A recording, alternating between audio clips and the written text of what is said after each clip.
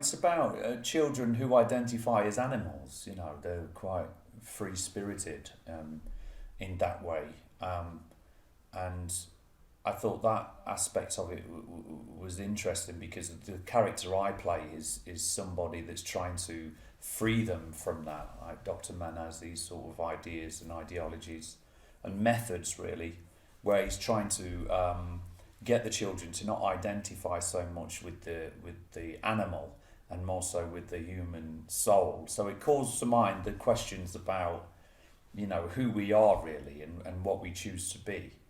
And that idea of containment and sort of having to contain your true self. I thought Dr. Mann was very. You could definitely play the guy as a one note guy all the way through, and I didn't see that at all. I saw a really complex man.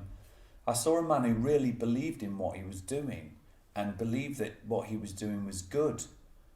And it was all anchored in somebody that he knew from his past that I identified to be somebody that he fell in love with, who'd had this same condition, this species identity disorder, and it had led to their self-destruction and ultimately their suicide.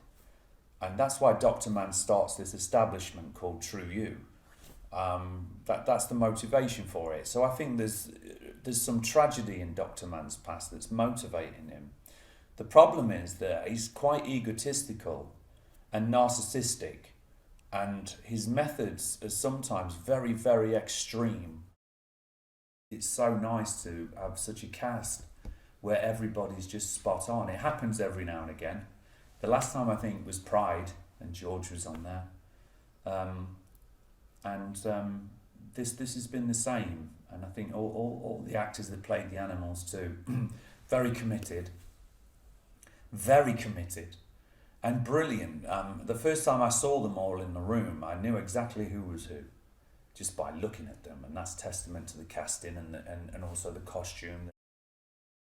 I'm sort of very mistrustful to begin with of people, and it's not until you start the working relationship and you start to get a few notes and ideas that you go, oh, okay, this person knows what they're talking about. And a vision for the film has been very, very clear, but also what the gift that she has as well is that she sees the moment, and that's a really important thing in my opinion if for a filmmaker.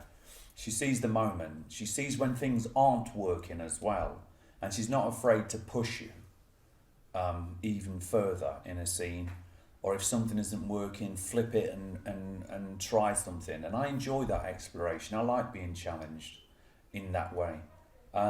So it's been fantastic working with her. I think she's an exciting filmmaker.